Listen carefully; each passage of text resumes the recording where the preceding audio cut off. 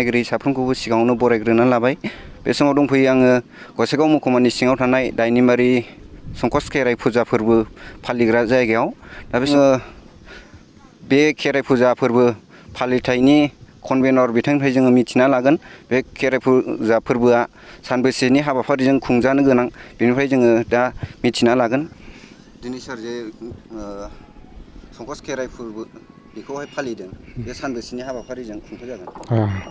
बे समाव खौरां नायगिरि साफ्रोमबो रायजो राजा आइ आफा बिदा फंबाय बिब' बिनानाव बिथांमोननिसिम आङो आंनि गोसो सिंनिफ्राय हाजासे हामलायनाय बावहरग्रोबाय जे 8थि जारिमिनारि संकस खेराइ आरो खुंगा 6थि बोसोरसालिया जथुम्मा गसाइगाव जिल्ला दुलाराय गुदि बाथौ आफादनि बेयो जाहैबाय दिनैनिफ्राय 16, 17, 18 सानथामनि हाबाफारिजों बे हाबाफारिखौ खुंफुंनो जोङो साखाफारा जाबाय। दा दाखानाय हाबाफारि बायदियै दिनैहाय 16 अक्ट' फेब्रुवारि 2023 मायथाइ। दा दहाय फुंनिफ्रायनो जोंहा हाबाफारि दंमोन। दा बे हाबाफारि बायदियै गिबियावनो जोंहा दंमोन गाहाय दरखं बेखेवनाय। बे हाबाफारिखौ जोङो जोंनि गसाइगाव जिल्ला बर' थुनलाइ आफादनि मानगोनां आफादगिरि प्रसन्नलाल नार्जारि बिथांनि आखाइजोंनो जोङो बेखेवखांबाय। आरो बेजों लोगोसे नैथियाव दंमोन जोंहा खेराइसालि बेखेवनाय। दा बे खेराइसालि बेखेवनाय हाबाफारिखौबो जोङो गसाइगाव जिल्ला दुलाराय गुदि बाथौ आफादनिनो मानगोनां आफादगिरि श्रीजुत जगत दिपेन नार्जारि सारनि आखाइजों बेखेवदों।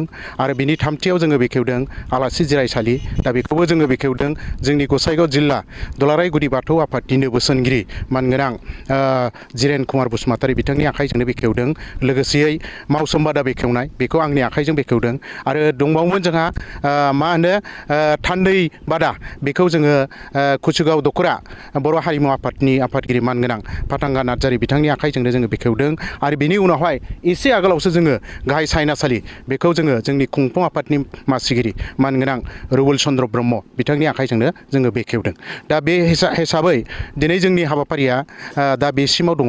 दा बिनि उनाव जोङो दाहायनिफ्राय जोङो जोंनि दख'रानि गुबुन गुबुन दख'रानिफ्राय फैनो हानाय मानगोनां थान्दै बिथांमोननि मुं थिसननाय जागोन। बेनि उनाव मावफुं मेल आरो मावफुं मेलनि उनाव जोङो थान्दै मेल बेबायदि जिरायगोन दिनैहाय। आरो गाबोनहायबो जोंहा माखासे हाबाफारि दङ।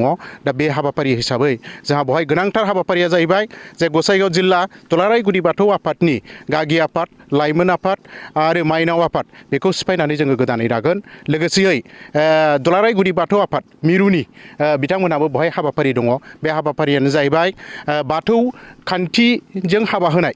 बे हाबा होनायनि मोनसे सुजु आफाद दङ।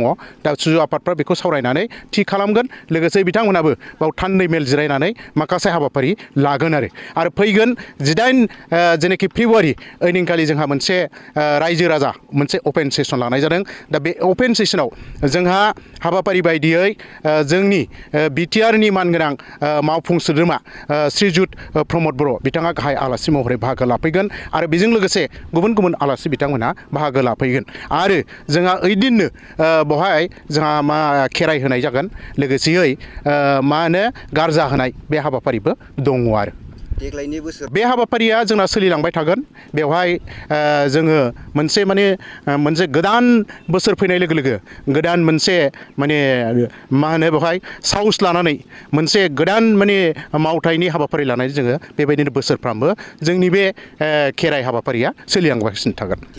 दिनैनि बे हाबाफारिजों आङो साफ्रोमबो रायजो राजा आइ आफा बिदा फंबायखौ बेखौनो खावलायनो सानो जे जोंहा दिनैनिफ्राय 8थि जारिमिनारि संकस खेराइया जागायजेनबाय।